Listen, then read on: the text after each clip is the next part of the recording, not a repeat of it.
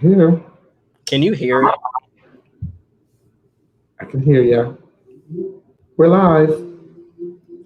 So, tell the people to come on in. Get in here, people. Get in here. Get in here. Click like, share. Get in here. Get in here. Okay. So, welcome to our inaugural episode of Let's Talk About It, Sis, where we talk about the real, the raw, the queer, the ins, the outs, the politics, and everything in between. I'm Trey Real. And I'm Eli. What's up, everyone? So welcome, everyone. Thank you for tuning in. Please share the live. Invite your friends in to come and chat with us. So on this episode, we are talking about what's hot. What's really tea? Yes, the piping tea. And it's so much piping tea about relationships. I think what's on the world radar is Jada Pinkett Smith and August Alsina. Yes. I believe that people are talking about Dr. Dre. And of course, yes. And Omari Hardwick. And these are three very different relationships and very different stages of, I feel like they're half-life almost in terms of just, let's start with Jada really quick, because I feel like that is its own, that's its own thing, like its own ecosystem happening, because there's multiple people coming in and out of this story. I would agree. Can we just start about just with Red Table Talk, and like, I want people to really understand they're not the only family in Calabasas extorting their personal life for public consumption. So I need everyone who's like really against them doing this to just take a step back and realize their neighbors, the Kardashians, have been doing this for a decade and a half. That's it. It seems like they've been around for longer than that. Child says they've been everywhere, so we have no choice but to see them. Agreed. Completely agreed. And honestly, I'm sick of seeing them. And thinking about the Kardashians in relationship. Khloe. Child, she's a goofy. Khloe, dumbass. That's all I can say is Khloe, dumbass. She's a clown, and it's fine. Like, if she feels like she needs to put on the whole face of makeup and just go out here and bump, like, go ahead. Child. So somebody says, Zena says, August got turned out by a seasoned grown-ass woman. LOL. Now his feelings hurt. Oh, that's so mean. All right, so let's just dive into it. Let's dive into the background of them. Yes. So we've seen August show up in the Smith family's social media photos and on the BT red carpet around 2017, 2016, 15, somewhere in there. All in that mix. And so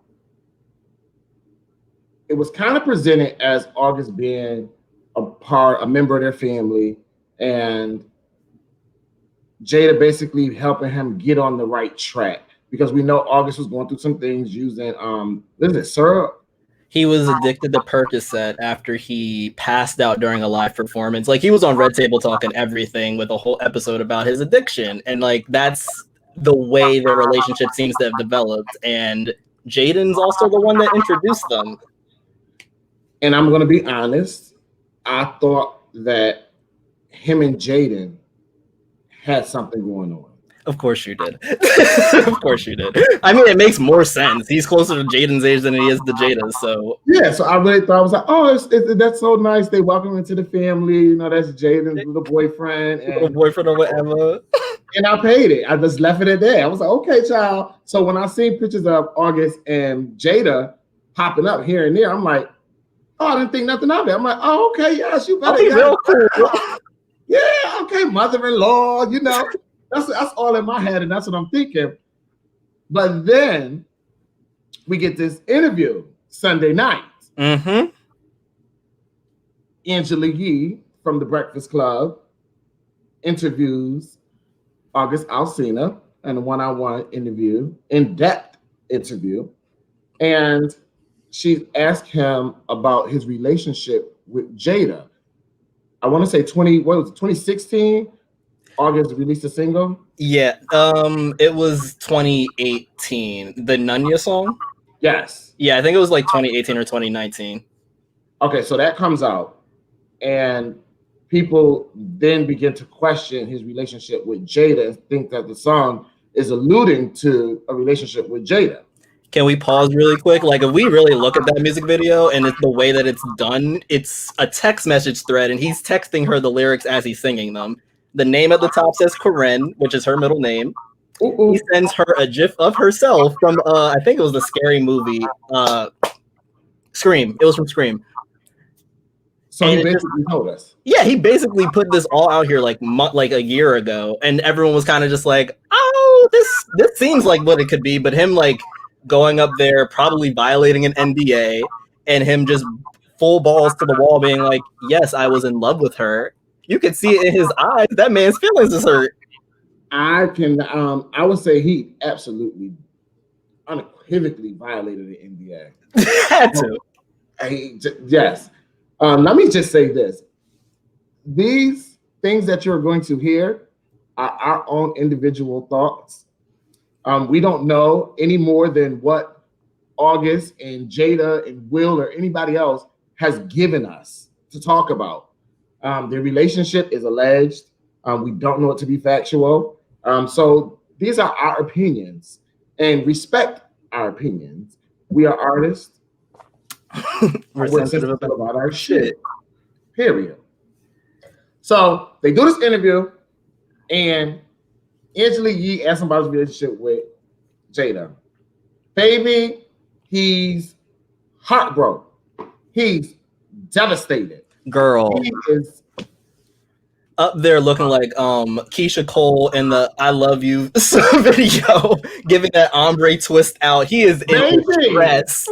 Someone come get him. He is in distress. If that ombre twist out was not a cry for help, I don't know what the hell was. I don't know what the hell was. You too cute to be up here, like looking like this. Crazy. Looking real crazy and distraught. Voice cracking. Child holding back tears, fighting back tears.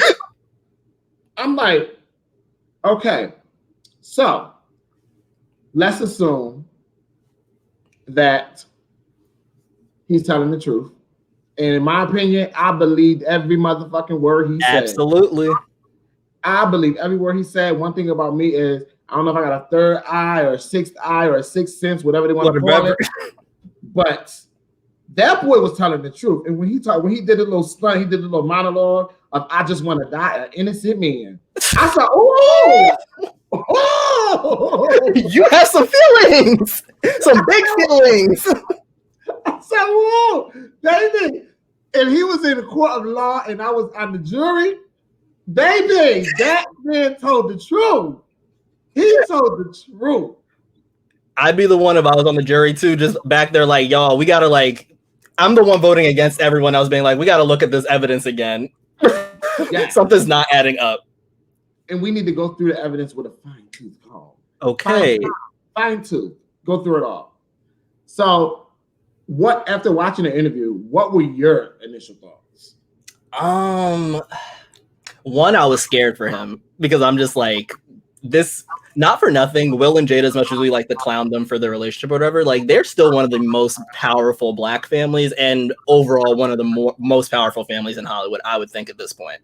Like they're on that pantheon of just like couples who have made it X amount of time that makes them kind of like, you look at them as almost goals, but then it's also like, you just we grew up with them. We respect what they've done. So it's like very easy for us to fall into this, oh, this little boy's lying thing.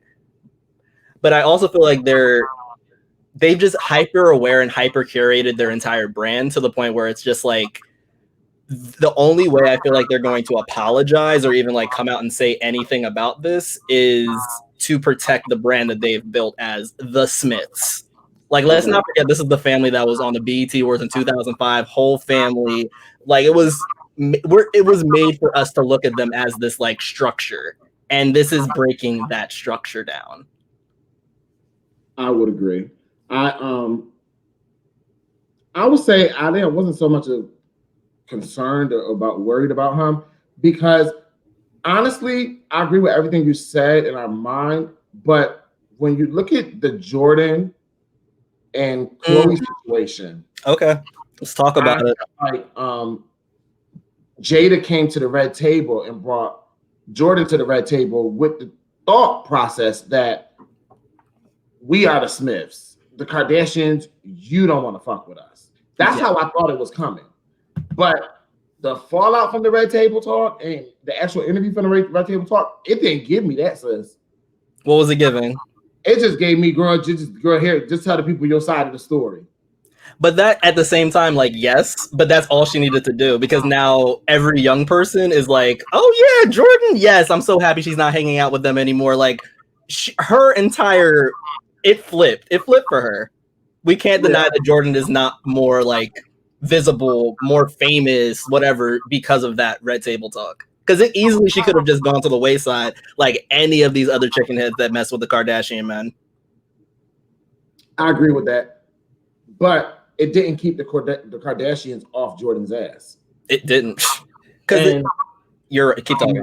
To me, because it didn't keep the Kardashians off Jordan's ass, they're not as powerful as we think they are. That was my thought process. Okay. Somebody said, Monique says, I wonder if it happened during that 2-year hiatus Will and Jada had. I don't know nothing about that hiatus. I think he talked about like how he like had to travel the world or something to, you know how they always are on woo-woo spiritual shit, and they're like, oh, we vibrated past the need for husband and wife or life partner. I think it was a part of that entire moment that they said like he went away, she did her own, she stayed home, and whatever happened. Okay, so your initial thoughts were you were afraid for him. The only part that the fear came in was just like, we haven't really heard anything from him because of his health. So like that was like the first thing, because he was on the XXL, I think, freshman cover in 2014. Like he was a part of like a good class of people that year. And from then he like dropped maybe like 1 or 2 projects, and then he's just been gone. And then the whole purpose for this entire interview was to promote his new album that's out. Right. So the fact that we don't even, do you know the name of the album? Nola, and that's only because I was riding the car with one of my friends, and he was like, "Oh, we talked about it," and he was just like, "Oh, let's let me hear his album," and I was like, "Oh, play it." And I remember on the dash it said Nola. That's the only way I know. And I wondered, I was like, I don't remember the name of it. And now I wondered, was that just the name of a song, or is that the actual name of the project? So good questions that need answers, because if this went correctly, we would be talking about his music. Like you could have said, like, it's in the music, listen to the song, like, but going this route, I feel like it's just, now you're just publicly messy, and you're. I think he was messy. I think it's publicly messy, yes, to say that you're dating a married woman. I think that's publicly messy. Okay, well, let me give my initial thoughts. My initial thoughts was, ooh, Jada getting that big old dick. Period. That was I said, oh my God, Jada was getting that. And I thought that because we all know that August was sued by a female for rupturing something when having sex with her because he was so well endowed. So the whole time he was talking in the interview and everything, and he scratches hands like this, and he's talking and using his hands and stuff. And I'm like, looking at his hands, like, oh, he do got big hands. Oh, damn, his fingers long. And I'm looking at all of that, and I'm like, wow, Jada was getting that. And so the more, damn. Oh, you looked it up. Oh my God, that looks heavy. Oh, you seen the picture of it in the water where he's like, oh my God, I just got to that picture. I need to get on Google Images. Keep talking. So see, I was just like, I was just shocked. Like, "Ooh, Jada, girl, you was doing all of that." Because I know Will ain't bringing that to the bedroom. Okay, period. That was my initial thoughts. And then as he began to talk more, like my heart really went out to him. I felt like he was a victim. Which a lot of people are saying, yeah. Yeah, I felt like he was a victim because let's be honest, Jada is 48 years old and he's now 27 years old. Yeah. That's a 21-year difference. She's 21 years his senior. I'm not knocking that. That's a whole Willow. Yeah, I'm not knocking that at all. Do what you do. If he's legal, he's legal. They're legal and they want to do you, that's that. But my thing is, as I began to listen to him talk, I felt so bad for him because I felt like being 21 years his senior, you have a responsibility to protect him. And it would be different if it was just like some random hookup that she was having, like, "Hey, August, meet me at the hotel." And they don't talk. "Hey, August, I'm coming to get you." They don't talk. Yeah. If it was something like that, you're just dropping dick off. Yeah. Yeah. But the fact that you included this kid, this unstable child into your family, you made him inclusive. He got selfies with all y'all. Yeah, like you got to, you went on vacations and all of this. You have a certain level of responsibility to safeguard him and to protect him emotionally and mentally. And if you saw that things were going down the road you didn't want it to go down, it was your responsibility to make sure he was going to be emotionally okay and curve it however you needed to curve it to make sure that he was okay. I agree. Just a follow-up question. Do you think it would have been different had, let's say, it was a girl around his age coming out saying, like, Will Smith is my sugar daddy, or I was in a relationship with Will Smith and, like, had the same kind of emotional response to telling the story, just gender reversal? Wow, that is a really good question and a really good point that I never thought about. But now that you say it, I believe that if it was reversed, the female would be getting crucified in the media right now.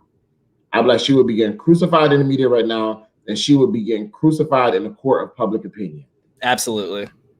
And it would have been all on her. She threw herself at him. She knew what she was doing. Her. And now I feel bad.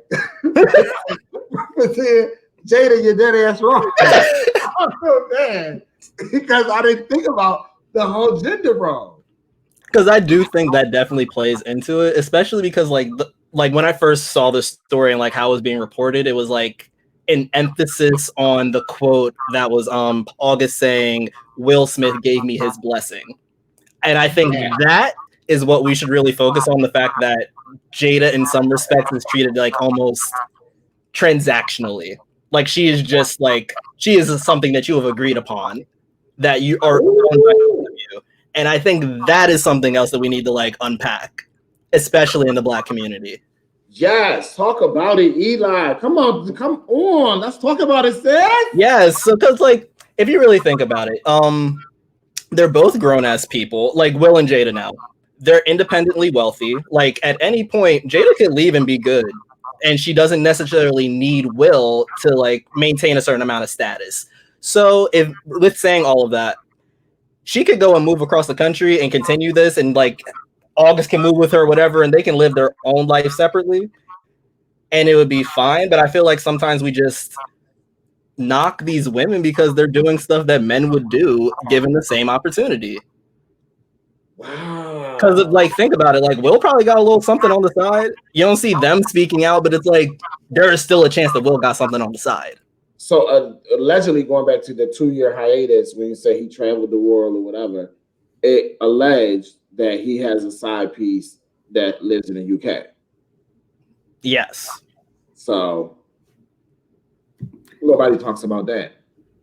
And I mean, if their relationship is open, I don't like, the only people I feel like they have to explain themselves to, and it's unfair that we operate like this, are conservative Black people. Because it's like not even conservative Black people. I feel like they're trying to apologize to the Black community at large. So let's I heard you say their relationship is open. Let's talk about that. Will and Jada has given us their own version of transparency throughout their relationship. At what point did either one of them tell us that they were in an open relationship? And for those of you who are watching or listening, comment in the comment section. And I think to really understand that question, one of the things you have to say is, what is an open relationship to you? I think we all look at an open relationship as something different. That's true. I would love to see what people think, what their thoughts on what an open relationship is. So if you can put it in the comments, I would love to see what your different thoughts are. Because what I consider as open, they never gave that. What do you consider to be an open relationship? To me, an open relationship is that we're the primary, me and my partner are primary, and we have authorization to sleep with other people outside of us. Yeah. It's not bringing anyone to our bedroom in a threesome or nothing like that. It's not being in a whole nother relationship with a person, because to me that's going poly, but it's just a sexual thing. An open relationship is just sex. And that's what I believe that they've given us. They haven't given us anything outside of that. And the only thing that they've given us, honestly, to me, is the red table talk when Jada says, well, we're in this Joker. When I marry whoever I marry and we're in this Joker, then we're in this Joker. That's it. Together. You can be on one end of the house in this Joker with somebody, and I'm on the other end with somebody. But we in this Joker. And I think that's all that they've ever given us. But we've taken that and ran with it. Yeah. I agree. So I really don't think that they were I don't think they've given us anything other that they were in an open relationship. So we have to take what they've given us and take it as that. And from what she's given us from that red table talk and just reading the tea leaves with the August situation, she was on the other end of that Joker with somebody else. Real talk. You're right, and you should say it. I also think it's interesting because it's like, how do you, just going back to the kids, I think, because I think it's interesting, like, where you're being raised in this kind of situation where it is very open and it's different and it's atypical. And like, so for instance, like Willow, I remember they had an episode of Red Table Talk and she was like, yeah, I'd have a boyfriend and a girlfriend. And the grandmother was like, woo, both, like, woo. But Jada was like, yes, sis, what else?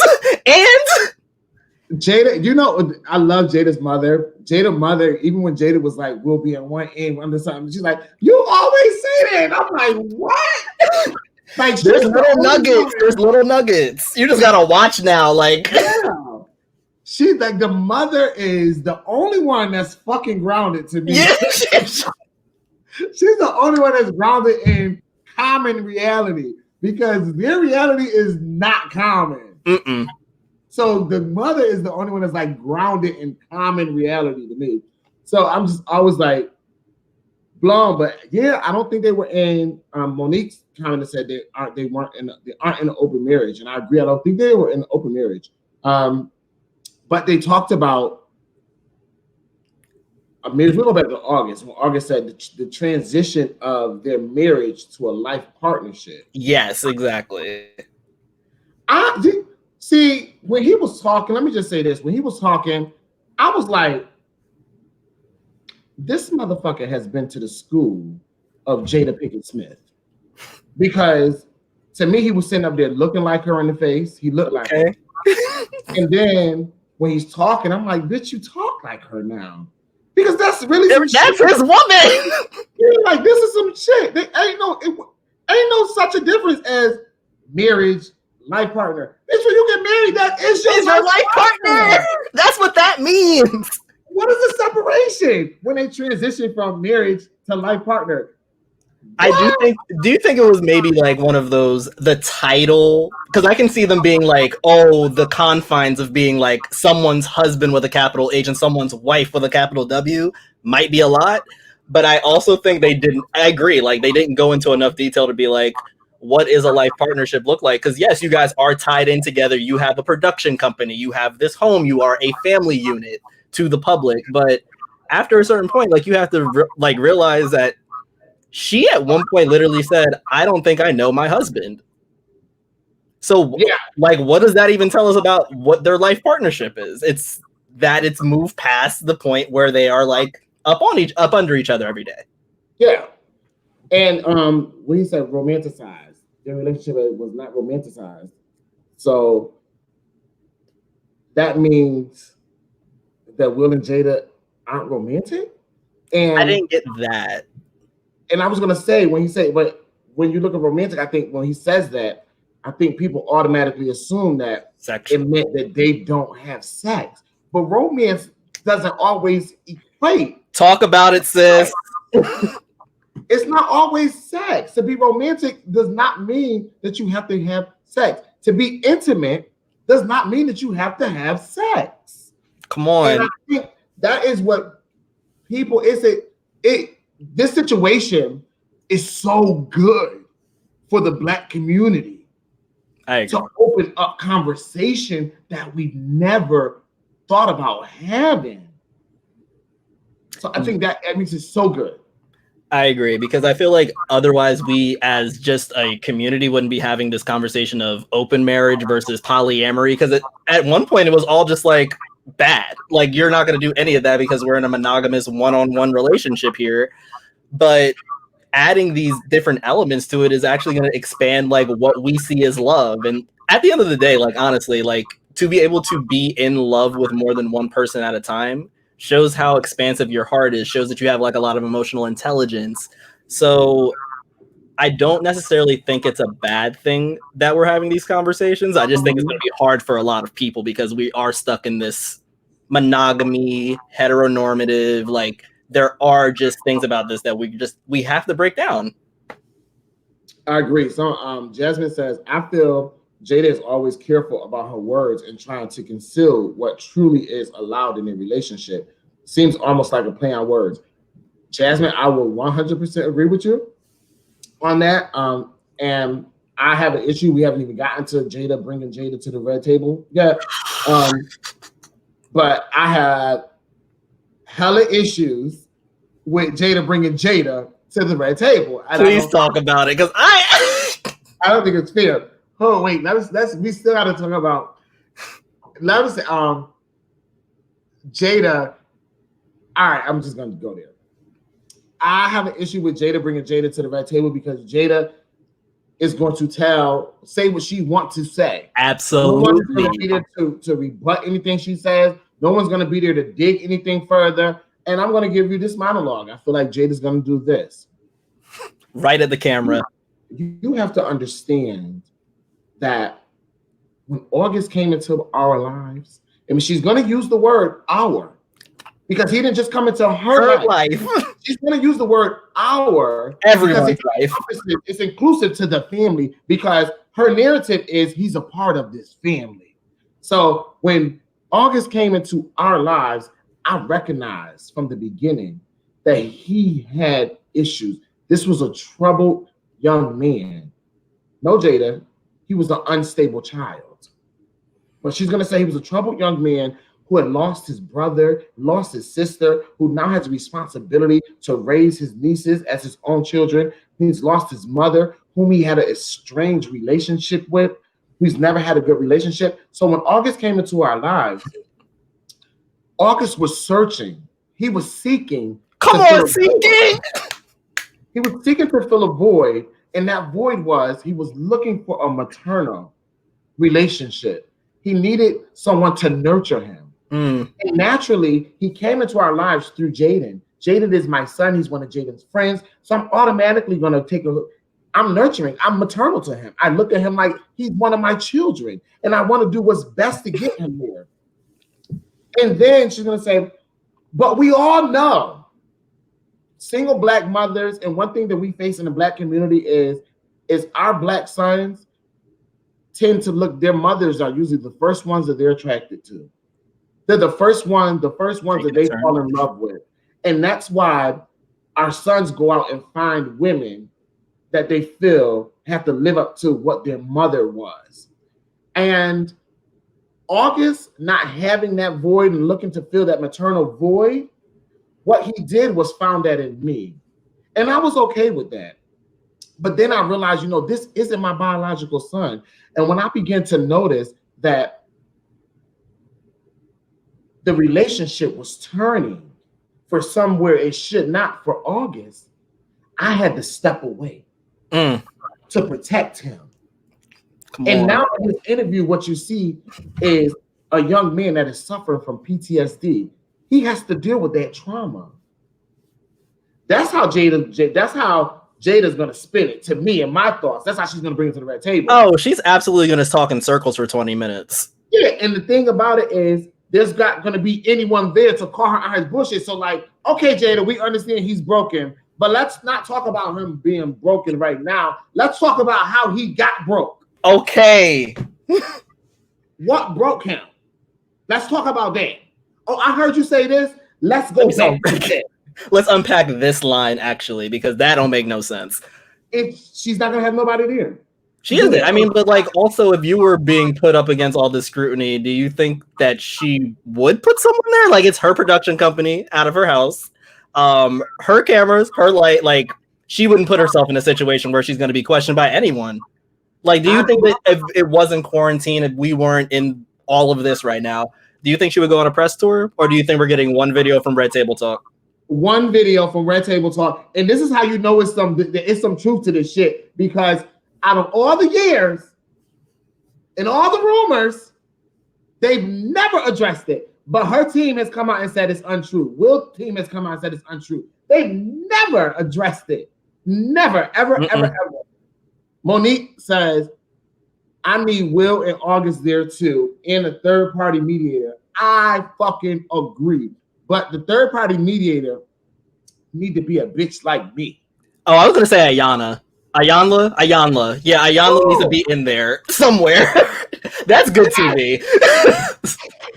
Oh, and for nothing else, do it for good TV, the Smith family. Like, please. Oh, my God.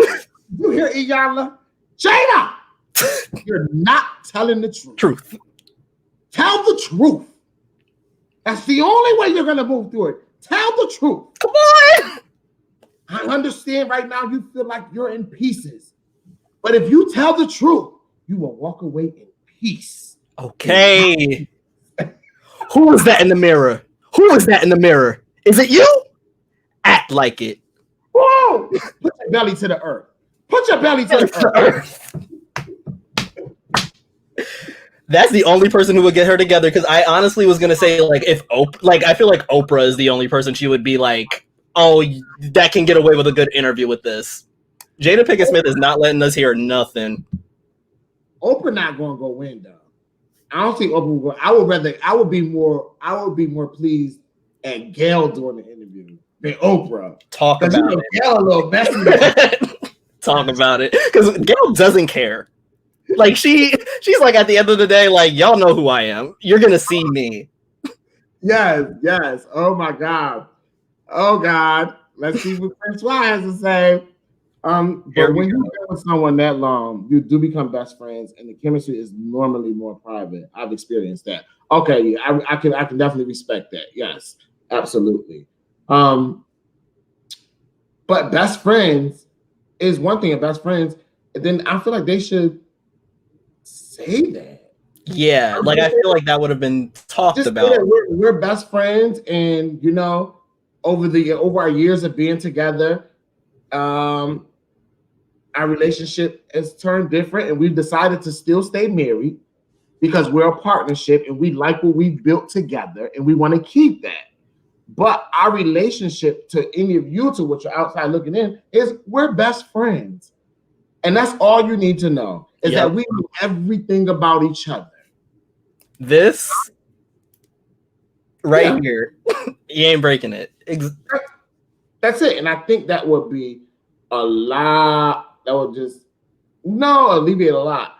So Marcus says they said that. Okay, they've said that they're best friends, but they still allude to the whole marriage and relationship part. Why don't they just say We're not in a romantic relationship. Which is okay. Which is totally fine to be with someone and realize you're no longer attracted to them or no longer just, you don't feel that same boom. Yeah. Like, if you're okay, but honestly, if you are Will and Jada Pinkett Smith, and you're like Will Smith and you no longer find Jada attractive, if you're Jada, you no longer find Will attractive, I don't know what to do.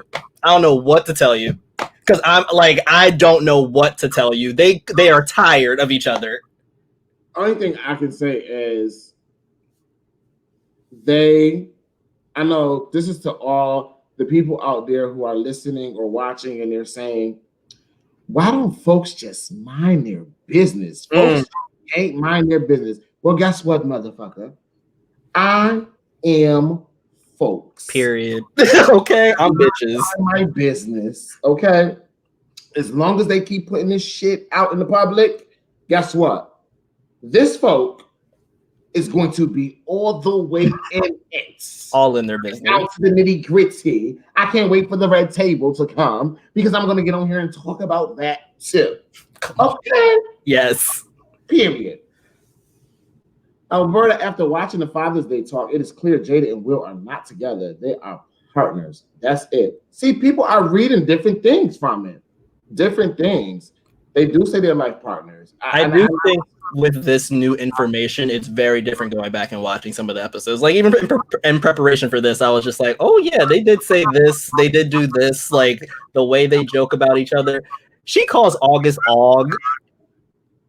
He calls Gammy Gammy. Like, they are in this relationship. Like, they are connected. So I don't know. Just watching it back, it was interesting given like the new light and new information. And just think about how Jada is so fucking full of herself. Let me just say that, first of all. Even in her tweet, this is her tweet verbatim. There's some healing that needs to happen. Mm-hmm. Elliptical. If y'all know what that means, that's just ... So I'm bringing myself to the red table. Bitch, you're real full of yourself. I'm bringing myself to the red table. Bitch! The word. She's so full of herself. Between her, they're worried about what gay people was doing to the black men. They better hope bitches don't be turning out like Jada and Erykah Badu. Because they fucked some men up. They did. Go back to that interview. Let's talk about the victim. Because what I believe that Jada's going to do when she goes to the red table, she's going to victimize the victim. He's the victim. She says, August said, if he was to die today, he would be okay. He got that weight off his chest. He know that he has truly given his all to someone, and he has loved someone fully and complete. Baby, you only 27. When's the last time Will got up and said "I love you" on national whatever to Jada though? Oh my God, I just can't believe that he's so turned out that he feel like he could just die. This is the same woman who was like not dating, but with like, it's just like, she is one of those people I feel like just embody all of this feminine energy and this very big like maternal aura, and it just gets to be a lot. Like when you said Erykah Badu, I was just like, I didn't even consider that I actually put them on the same plane when it comes to stuff like that. Like very spiritual, very woo woo, very I'm gonna burn the incense and have my head wrap on, but still has these tendencies that are still toxic and set over. Like, I don't know. Let me read what Tupac said, because Jada fucks people up, and Pac was fucked up over her too. That's exactly what I was about to say. And Pac said, "You would never fully understand how deeply my heart feels for you. I worry that we'll grow apart, and I'll end up losing you.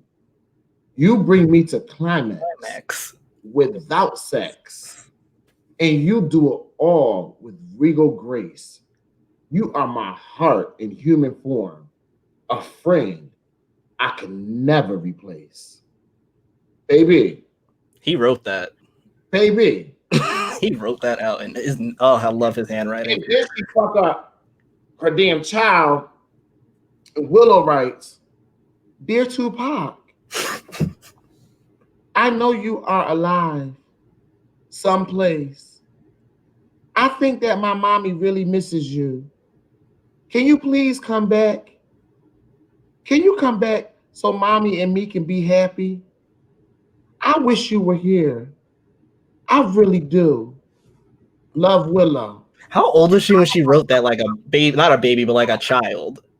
Girl, however old she was. Some shit. If I was a heterosexual man, if my motherfucking kid wrote some shit to a dead man, a dead man that you had this questionable relationship with, and wrote some shit that he wrote about you, I got issues.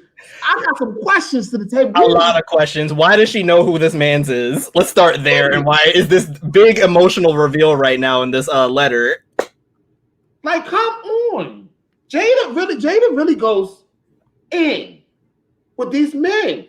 Like, we never knew. And that's what, but I said, they've had this coming for a long time. I knew eventually one of their partners was going to come out and speak. That's what she did for fucking with a kid. An unstable kid. Truly. Unstable. Francois chimes in and says, but I think they are attracted to each other and probably have bomb-ass sex. Amen. But in open and poly relationships, it's okay to feel those things in others too. And they are okay with that. They only doing PR stunts because August was messy. Yeah, because August was messy. Okay. August was messy and his exposure of it, for real. I don't know. I agree with a part of that. I'm not in a poly relationship. I'm not considering being poly. Have I considered being poly? Absolutely. Absolutely have. But I know I'm crazy and deranged. Self-awareness is key. I don't even like if my motherfucking dude walk around in fucking balling shorts and somebody looking at him. So how can I dare think they allow him to be in a whole relationship with somebody else? Poly, bitch. Poly who? Hi, Poly. Meet Hammer. Bye. And I'm not talking about the flat side, bitch. Meet the claws. I'm dead. Oh my God. Just like your imaginary person right now. You're going to bludgeon someone? Yes. Oh my God, yes. So that is what I really think. I'm just waiting for. You know we're going to talk about this in another episode. Oh, absolutely. When they do the Red Table Talk, I can't wait to be back here. Oh, my. Hopefully I don't look goofy afterwards, but it's, hey. I hope I don't need that. I hope Jada get up here and do exactly what I said. I can say, bitch, I told you that you were going to do this. I told you. She's talking circles. Eli, you said it. She's talking circles for 20 whole minutes. Because, like, realistically, like, all she can say is either yes or no. And if she goes with the yes option, which I feel like she's not going to do because she's answering to people she don't know. She doesn't care. Young people, and I think this is actually, like, my last point. Young people are going to eat it up. Older people are going to feel a lot of kind of ways about it and have to come to their own conclusion in, like, 3 weeks. I agree. I would agree. So Marcus says he weak. I'm not going to just do that to August. I'm not going to kick the girl while she's down. Kick August while he's down. Not the girl. He's not weak. He's young. He's young. And that's what people don't understand is I believe he started dealing with Jada when he was 20, 21 years old. You think you're grown. That's why they say 30 is the new 20, because when you hit 30, you don't know. You thought you knew shit at 20, but you realized through your 20s that you didn't know shit. So at 30, you know, oh, this is who I am. So at 2021, he thought he knew some shit, but he didn't know a fucking thing. So he's not weak. Jada is weak because she used her power and her maturity to overtake him. And that's why teachers can't sleep with students, why correctional officers can't sleep with inmates. It's a power balance thing. That's why. So no, she should not. She should not have been able to do that. So I think that we should just table them. Yes. And wait for the Red Table Talks and see what comes out of it. August is not saying anything. His little album is cute. I don't know about 28 fucking records that all sound the same though. No shade. I was just like, I'm gonna wait for y'all to talk about it a little bit. Give me the 3 good songs and I'll listen. All right, you know what? I'm gonna end it on this one comment, y'all.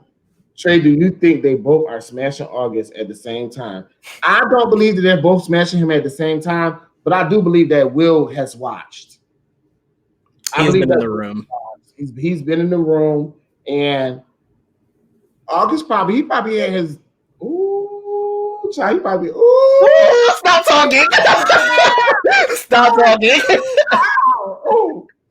But I do feel like he had his dick in his mouth. He will have his dick in August's mouth. My August dick was in Jada puss.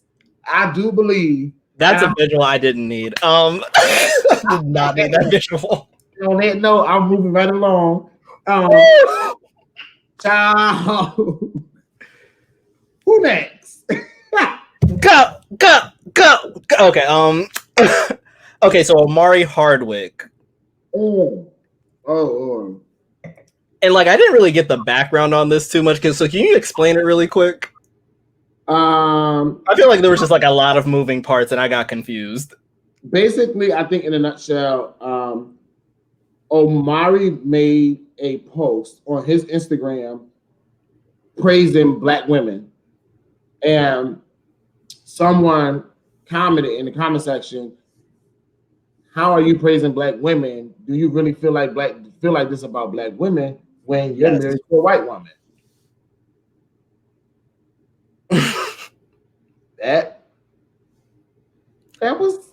I was like, okay, sis, well, I want to see the answer. I was like, I too want to see the answer to this question.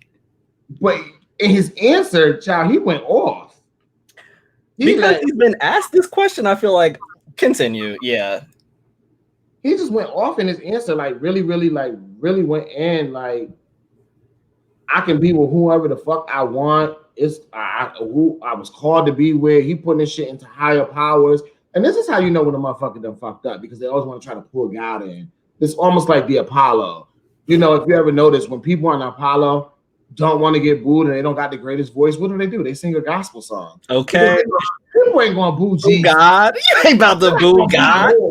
They're not going to do that. But anyways, we want to say, whoever the Lord ordained me to be with, that's who I'm going to be with. Now, why would you invoke the Holy Ghost into this? The Holy Ghost ain't got shit to do with you in your relationship. White woman. Nothing.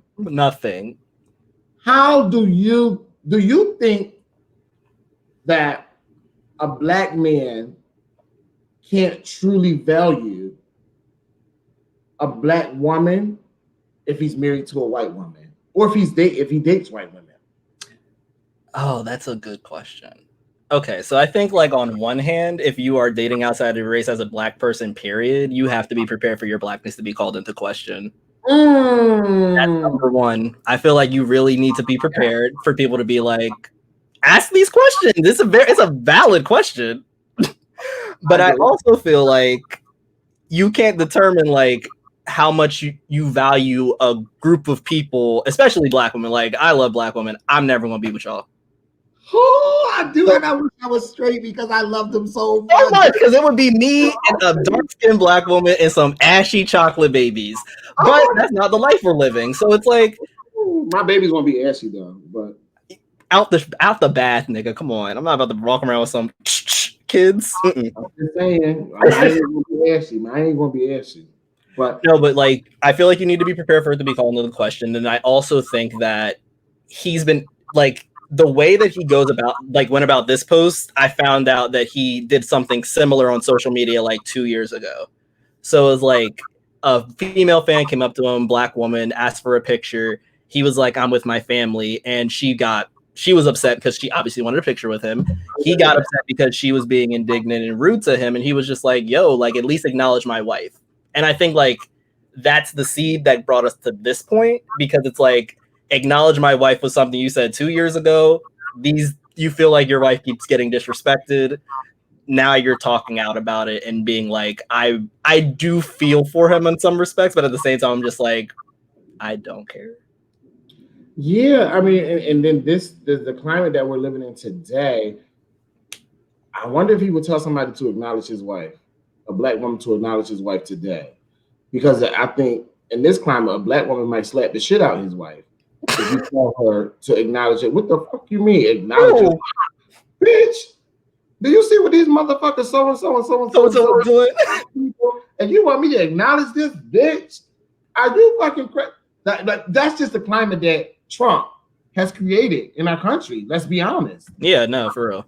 Honest, you know, that's the climate that he's created. So it's almost like scary. It's scary, but I believe that you shouldn't have to jump to the defense like that. If your love is real and your love is true, people will see it. It'll shine through. You don't have to show it, and people will genuinely see, you know what? They're in love. This is a couple that's in love, and yeah, they're soulmates. They're meant to be together. Yeah, exactly. People will see that, and people will respect it and move on. But when you don't see it, and it's just not there, and you have to do all of this responding and fighting back like he's doing, that means you're trying to prove a point for something that we don't see. Right there. Right there. Yeah, so it's like, come on, dude. Even now, that's even like Dr. Dre and his wife. They're getting a divorce, but they've been together 24 years, and nobody has ever called Dr. G. I don't know if anyone has done it, but publicly or openly dragging, maybe because social media wasn't around all the years they were together, but we don't hear people calling Dr. Dre, trying to pull his black card about being with a white woman, being married to a white woman that he's been married to for 24 years, that's getting ready to take his motherfucking ass to the bank. Okay, no prenup. What? And she's a lawyer? We're about to be wearing Beats by Nicole. Give it 3 months. Apple bought that. That's why he got that money. It's still going to be an Apple beat. It ain't going to be Beats by Nicole, but when I tell you, what is his worth? $9 billion? Is it almost billion?